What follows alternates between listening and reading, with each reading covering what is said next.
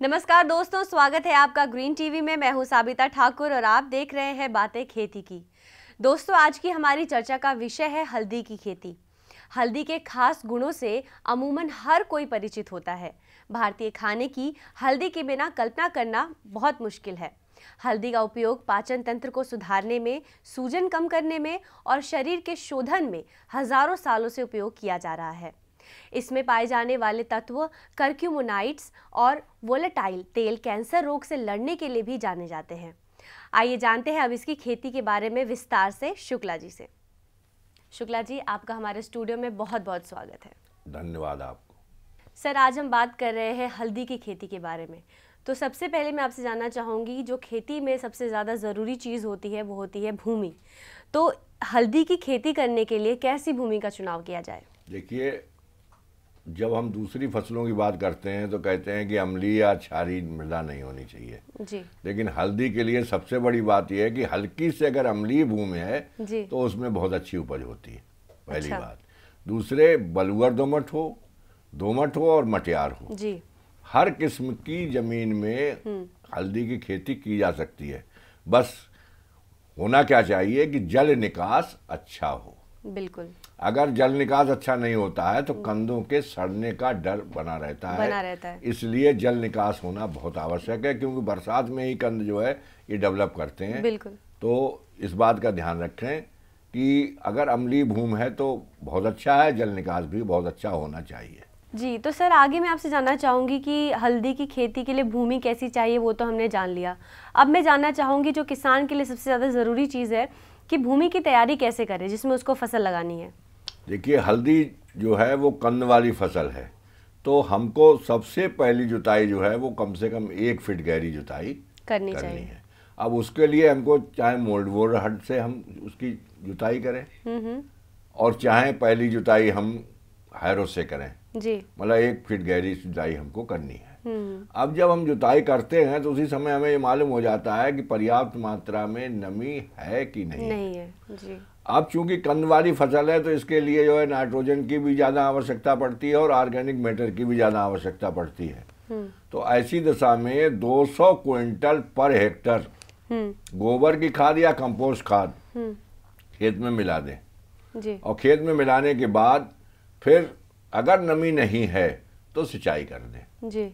अब सिंचाई करने के बाद जैसे ही ओट आती है, वैसे ही ओट आने पर हम एक फिर दोबारा मोल्डवोर हल से, मिट्टी पलटने वाला हल जिसे कहते हैं, उस हल से हम इसकी जुताई करें दोबारा से। हाँ, दोबारा से। और हर जुताई के बाद हम पाटा लगाएं। अब हमने उसके बाद 2-3 जुताई जो है देसी हल से कर देते हैं और हर जुताई के बाद पाटा लगा देते हैं, तो मिट्टी हमारी भुरभुरी हो जाना बहुत आवश्यक है। क्योंकि जितनी ही मिट्टी भुरभुरी होगी उतना ही कंदों के लिए, यानी जड़ें जो विकसित होंगी उसके लिए ऑक्सीजन बहुत अच्छी मात्रा में इसको मिल पाएगी, और जितनी जड़ें विकसित होंगी उतने ही हमारे कंद अच्छे बनेंगे। तो इसलिए ये भूमि की तैयारी करते समय इस बात का विशेष ध्यान रखना चाहिए कि मिट्टी बहुत जितनी भुरभुरी कर मिले उतनी मिट्टी भुरभुरी कर लें। तो सर, इसी के साथ जब मिट्टी हमने भुरभुरी कर ली और मिट्टी की अच्छे से हमने जुताई भी कर ली, तो अब जो सबसे मुख्य बात ये आती है कि हम कौन सी प्रजाति की बुआई करें जिससे हमें फसल अच्छी मिले। देखिए, जो हमारी मसाले वाली जो प्रजातियां हैं उसमें पूना, सोनिया, गौतम, रसिम, सुरोमा, रोमा, कृष्णा, CO1, ये वैरायटीज जो हैं इनमें से हमको सिलेक्शन करना चाहिए। अब देखिए, किसानों को एक बात मैं बताना चाहता हूं कि इसका बीज जो है 12 से लेकर के 15 क्विंटल पर हेक्टर लगता है। बिल्कुल। अब चूंकि अगर आप हल्दी खरीदने जा रहे हैं तो स्वाभाविक है कि 12 से लेकर के 15 क्विंटल हल्दी का बीज बहुत महंगा पड़ता है। तो शुरुआत जो है पहले थोड़े से करें और खुद बीज तैयार करके अपना रखें। जी। तो अब जो बीज लेने जा रहे हैं उस बीज में ये देखना है कि जो बीज हम लेने जा रहे हैं उसको हम अच्छी अप्रूव्ड कोई दुकान जो गवर्नमेंट से अप्रूव्ड हो और उसकी एक अपनी साख हो कि उसके यहाँ अच्छा बीज मिलता है, वहाँ से हम बीज लें। बीज में किसी तरीके की कोई दाग या कोई गलन इस तरीके की ना हो। बीज जो है, बीज अच्छी तरीके से शोधित किया हुआ हो, और शोधित करने के लिए जो मार्केट में जो बीज मिलता है, तो ये बिल्कुल परम आवश्यक है कि अगर वो ये कहता है कि मैंने शोधित किया है, तो शोधित करने पर उसमें कुछ ना कुछ थोड़ा बहुत कलर जो है उसमें आ जाता है। अगर संदेह होता है कि हमारा ये कह रहा है शोधित है लेकिन शोधित नहीं है, तो शोधित ला करके अपने यहाँ इसको, बाजार में रसायन मिलते हैं, थीरम, कैप्टान, बावस्टीन, ये रसायन मिलते हैं, इनसे इसको शोधित करने के बाद ही बीज को इस्तेमाल करना चाहिए। जी, तो सर आगे मैं आपसे जानना चाहूँगी कि हमने प्रजाति का चुनाव हमने कर लिया है, तो सर किस मात्रा में बीज को हम बोए, मतलब 1 हेक्टेयर के हिसाब से किस मात्रा में हल्दी के बीज को बोया जाता है? देखिए, हम हल्दी ले रहे हैं जी, तो हल्दी की जो है गांठें होती हैं जिनको हम बीज के रूप में इस्तेमाल करते हैं। इसका अलग से बीज नहीं होता, जैसे और फसलों का बीज होता है वैसा नहीं होता है। इसकी हल्दी की गांठें होती हैं। तो इसीलिए गांठें बोने की वजह से ये 12 क्विंटल से लेकर के 15 क्विंटल प्रति हेक्टेयर लग जाता है। तो सर आप इसी के साथ हमें ये भी बता दीजिए कि हल्दी की जो गांठ होती है जिसकी बुआई हम करते हैं, उसको उपचारित कैसे किया जाए? देखिए, हर बीज को हम उपचारित करने के लिए जी, फंजीसाइड्स, इंसेक्ट और जो हमारे बीडीसाइड्स जो हैं जी, उनको, गलत हो गया वैसे, बीज को उपचारित करने के लिए हम फंजीसाइड्स का इस्तेमाल करते हैं।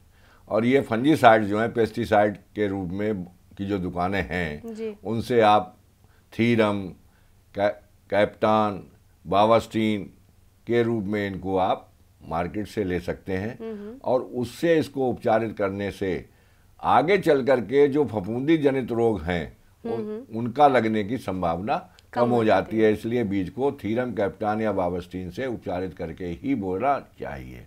जी बिल्कुल, आगे भी जानेंगे इस पर विस्तार से, लेकिन दोस्तों ब्रेक पर जाने से पहले मैं आपको बता दूं कि एक शोध के अनुसार हल्दी में मौजूद तत्व कैंसर कोशिकाओं से डीएनए को होने वाले नुकसान को रोकते हैं और कीमोथेरेपी के दुष्प्रभाव को कम करते हैं। यहाँ पर रुकेंगे एक छोटे से ब्रेक के लिए। ब्रेक के बाद आपको बताएंगे हल्दी की खेती के बारे में और विस्तार से। छोटा सा ब्रेक। देखिए, अन्य क्रियाएं इसमें बहुत जरूरी, आपने प्रश्न किया है कि ये कंद वाली फसल है तो इस पर मिट्टी चढ़ाना भी बहुत जरूरी है। बिल्कुल। तो जैसे ही हम 40-45 दिन पर जो टॉप ड्रेसिंग करते हैं, उस समय टॉप ड्रेसिंग करते समय हमको कई चीज़ों एक साथ हो जाती है, हमारी बहुत फायदा हो जाता है। एक तो ये है कि 40-45 दिन पर हम जो खरपतवार हैं,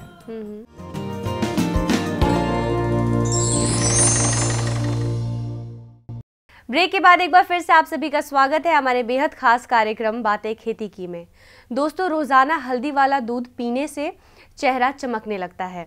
रुई के फाहे को हल्दी वाले दूध में भिगोकर इस दूध को चेहरे पर लगाएं। इससे त्वचा की लाली और चकत्ते कम होंगे, साथ ही चेहरे पर निखार और चमक आएगी। तो दोस्तों, इसी टिप के साथ अपने कार्यक्रम को आगे बढ़ाते हैं। तो शुक्ला जी, अभी हम बात कर रहे थे हल्दी की खेती के बारे में। अभी मैं आगे आपसे जानना चाहूँगी कि इसकी बुआई का क्या समय होता है? देखिए, जब हम हल्दी की बुवाई की बात करते हैं जी, तो कुछ काश्तकार ऐसे हैं जिनके पास सिंचाई के पर्याप्त साधन होते हैं। बिल्कुल। और कुछ ऐसे हैं जो हल्दी की खेती तो करना चाहते हैं लेकिन वर्षा पर साधन की कमी है उनके पास, वर्षा पर आधारित रहते हैं। जी। तो जिनके पास सिंचाई के साधन हैं वो अप्रैल के प्रथम पखवाड़ा से लेकर के जुलाई के प्रथम पखवाड़ा तक अपनी किसी समय भी बुवाई कर सकते हैं। जी।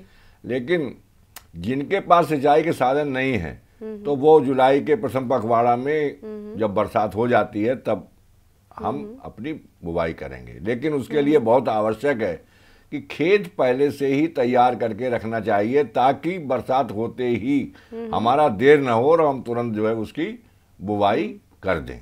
जी बिल्कुल। तो हमने ये तो जान लिया कि बुआई का समय क्या होता है, साथ ही इसकी विधि भी आप हमें बताइए। देखिए, हल्दी को बोने के लिए सबसे ज़्यादा जरूरी होता है कि पहले हम क्यारियाँ बनाएं। जी।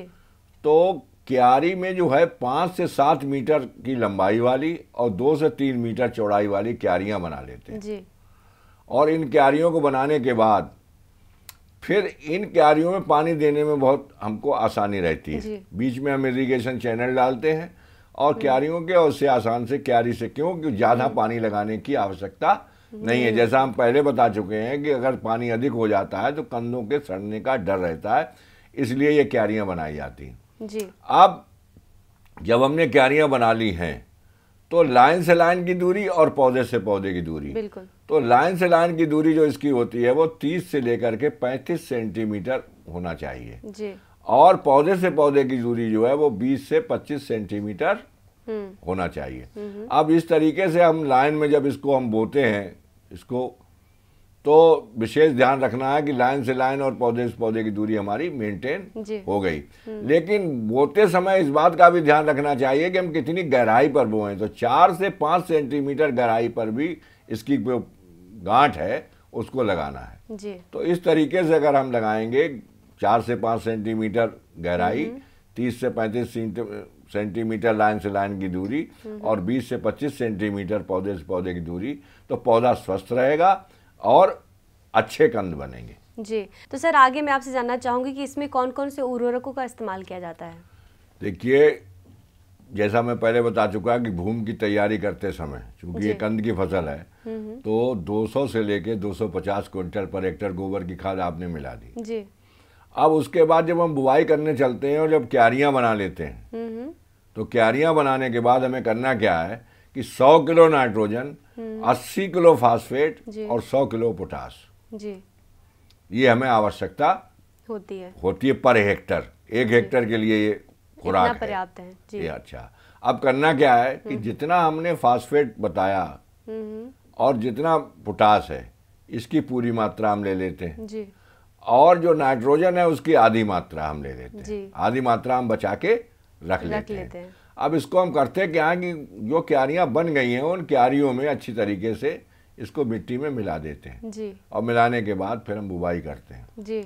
अब जो आधी मात्रा हमने बचा के रखी है तो जब हमारी फसल बढ़ जाती है और 40 से 45 दिन की हो जाती है उस समय हम पहली टॉप ड्रेसिंग कर देते हैं। कौन सा? जो हमने आधा बचा के रखा उसका आधा जी।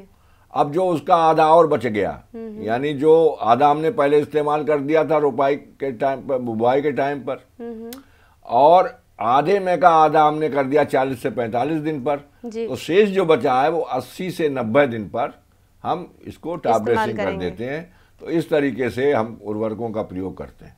तो सर इसमें अन्य क्रियाएं कौन कौन सी होती हैं?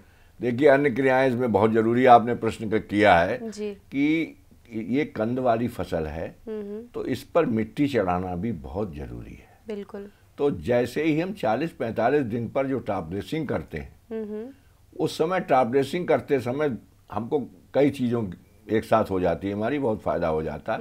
एक तो ये है कि 40-45 दिन पर हम जो खरपतवार हैं उनके लिए भी हम निराई गुड़ाई करते हैं। जो हमने टॉप ड्रेसिंग की है तो जब गुड़ाई करेंगे तो इसका मतलब ये है कि मिट्टी हमारी जो है वो अच्छी तरीके से जो फर्टिलाइजर हमारा डाला है वो मिल जाएगा उससे और उसके बाद हम थोड़ा थोड़ा करके मिट्टी जो है चढ़ा देते हैं ताकि हमारे कंद जो हैं जब विकसित हों तो खुले न रह जाएं, मिट्टी से ढके हुए, जितना ही मिट्टी से ढके होंगे।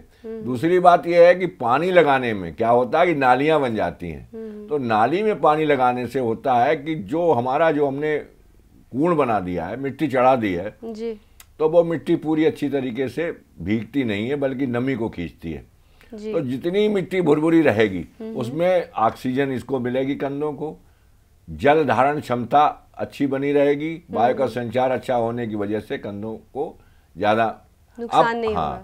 80-90 के टाइम पर जाकर के 80-90 में अगर ज्यादा बरसात हो जाती है और कूण की मिट्टी धुल जाती है तो जब दूसरी टॉप ड्रेसिंग करते हैं 80 से 90 दिन पर, तब हम थोड़ी मिट्टी फिर से दोबारा चढ़ा दें और पानी उतना ही दें, जो नालियां बन जाती हैं उतना ही पानी दें कि हमारा पूरा कूण जिसमें कंद हमारे तैयार हो रहे हैं वो डूबे नहीं पानी में। जी बिल्कुल। तो आगे जानेंगे आपसे इसकी सिंचाई के बारे में, लेकिन दोस्तों ब्रेक पर जाने से पहले मैं आपको बता दूं कि हल्दी के अनेकों गुणों के साथ साथ इसके कई अवगुण भी हैं, जैसे कि ज़्यादा हल्दी खाने से पेट में गैस की समस्या होती है, इससे डायरिया और कब्ज़ भी हो सकता है। इसके लिए इसका इस्तेमाल उचित मात्रा में करें। यहाँ पर रुकते हैं एक छोटे से ब्रेक के लिए। ब्रेक के बाद और बताएंगे आपको हल्दी की खेती के बारे में विस्तार से। छोटा सा ब्रेक। इसका जहाँ पर जो है वो 3 तरीके से, एक अगैती, एक मध्यम और एक पिछैती जी। तो जो अगैती है वो 7-8 महीने में तैयार हो जाती है। मध्यम जो है वो 8 से 9 महीने में तैयार होती है और जो पिछैती है वो 9 से 10 महीने में तैयार होती है जी।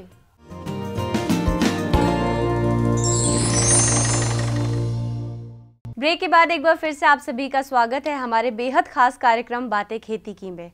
मधुमेह रोगियों के लिए हल्दी बेहद फायदेमंद होती है, लेकिन ज़्यादा हल्दी के सेवन से ब्लड शुगर काफ़ी कम हो जाता है। अगर आपको पहले से ही एनीमिया की शिकायत है तो हल्दी का सेवन कम करें। दोस्तों, इसी टिप के साथ अपने कार्यक्रम को आगे बढ़ाते हैं।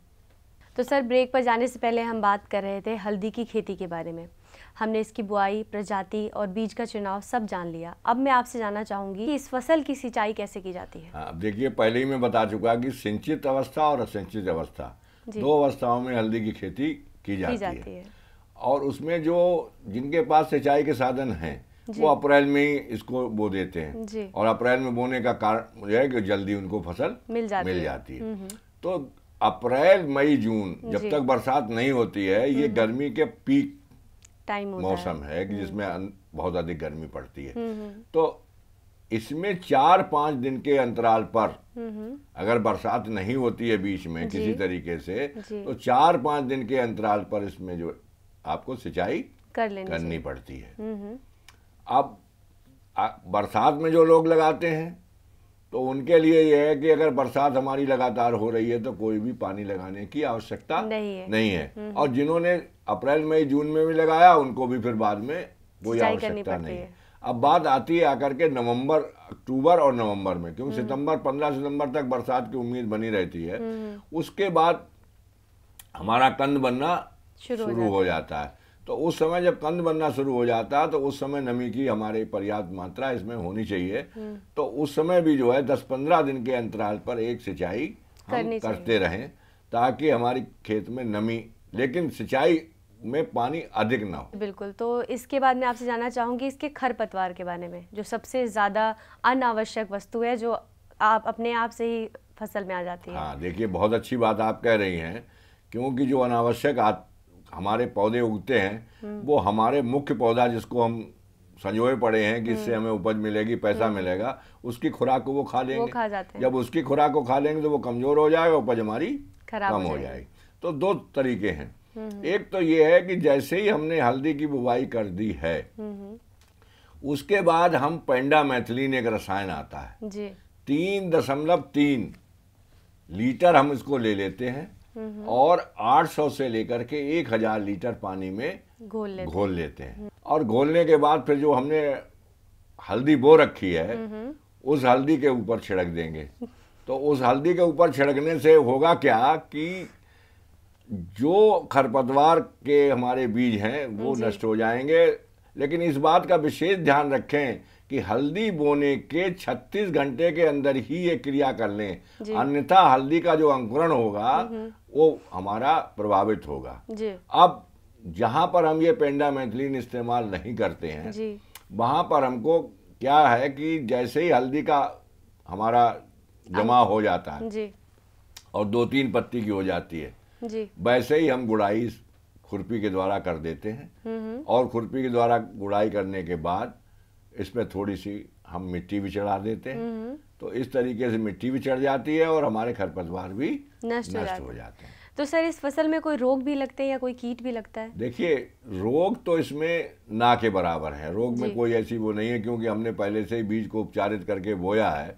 तो इसमें फफूंदी जनित रोग की शंकाएं होती हैं जो पहले से ही नष्ट हो जाती हैं। लेकिन इसमें कीट लगते हैं और कीट में सबसे बड़ा कीट जो है वो है तना वेधक।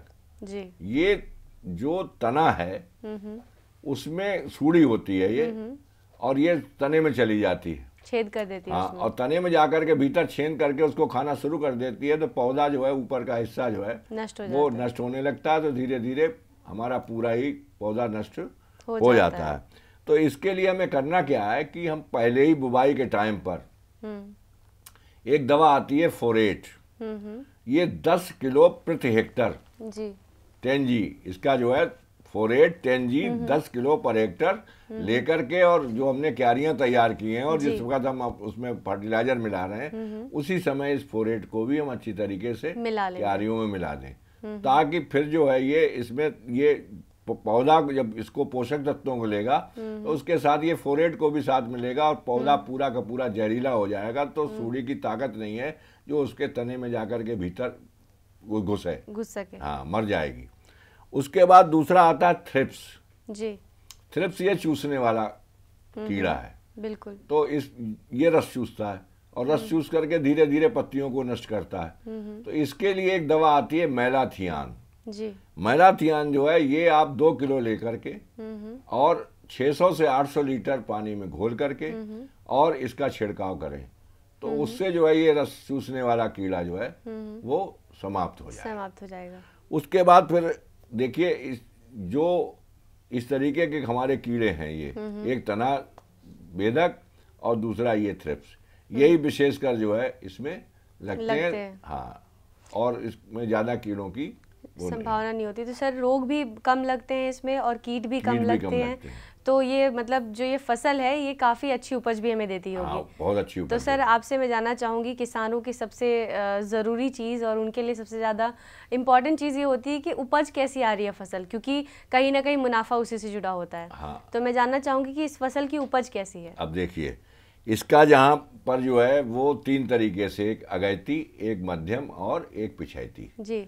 तो जो अगैती है वो 7-8 महीने में तैयार हो जाती है, मध्यम जो है वो 8 से 9 महीने में तैयार होती है और जो पिछैती है वो 9 से 10 महीने में तैयार होती है जी।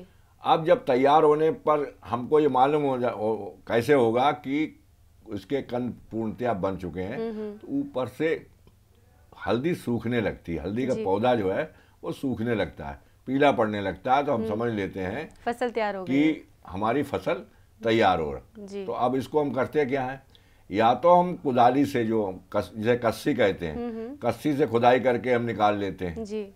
और बहुत जगह ऐसा करते हैं कि जुताई कर देते हैं और बाद में उसको बीन लेते हैं जी। तो इस तरीके से जो हम इकट्ठा करते हैं फसल को, खुरपी से भी हम निकाल सकते हैं, लेकिन खुरपी से लेबर जो है ज़्यादा लगने की संभावनाएं होती हैं। तो जो असंचित दशा में जो हमारा उपज होती है वो होती है 50 से लेकर के 100 क्विंटल पर हेक्टर जी। लेकिन जो सिंचित अवस्था में जो हम पहले से ही इसको अच्छी तरीके से हमने बोया है और अच्छी तरीके से पानी आनी लगा करके किया है, उसमें 80 से लेकर के 100 क्विंटल तक इसकी उपज हो जाती है। लेकिन जब इसको हम सुखा करके हल्दी के रूप में परिवर्तित करते हैं, प्रोसेसिंग करते हैं इसका, तो प्रोसेसिंग करने की अवस्था में ये केवल 15 से 20 क्विंटल पर हेक्टर ही रह जाती है। तो मतलब सर इसकी उपज भी अच्छी है और इसकी खेती करने में ज़्यादा मेहनत भी नहीं लगती किसान को, और ज़्यादा उर्वरकों का इस्तेमाल भी नहीं करना है, कीट और रोग तो होते नहीं है इसमें, बहुत कम मात्रा में होते हैं। मतलब ये ओवरऑल देखा जाए तो किसानों के लिए बहुत अच्छी फसल है। तो आप हमारे स्टूडियो में आए और इतनी अच्छी जानकारी दी हल्दी की खेती को लेकर, इसके लिए आपका बहुत बहुत धन्यवाद। आपको भी धन्यवाद। तो दोस्तों आयुर्वेद में हल्दी को सबसे बेहतरीन नेचुरल एंटीबायोटिक माना गया है, इसलिए ये स्किन, पेट और शरीर के कई रोगों में उपयोग की जाती है। हल्दी के पौधे से मिलने वाली इसकी गांठें ही नहीं बल्कि इसके पत्ते भी बहुत उपयोगी होते हैं। ये तो हुई बात हल्दी के गुणों की। इसी के साथ दूध भी प्राकृतिक प्रतिजैविक है। यह शरीर के प्राकृतिक संक्रमण पर रोक लगा देता है। हल्दी व दूध दोनों ही गुणकारी हैं, लेकिन अगर इन्हें एक साथ मिलाकर लिया जाए तो इनके फायदे दोगुने हो जाते हैं। इन्हें एक साथ पीने से ये कई स्वास्थ्य संबंधित समस्याएं दूर हो जाती हैं। और दोस्तों हल्दी के बगैर तो शादी भी नहीं होती है। मुझे उम्मीद है कि आपको ये एपिसोड बहुत पसंद आया होगा और आपके लिए बहुत उपयोगी भी होगा। आप खेती की बातों के साथ मुझे दीजिए इजाज़त और आप देखते रहिए ग्रीन टीवी। नमस्कार।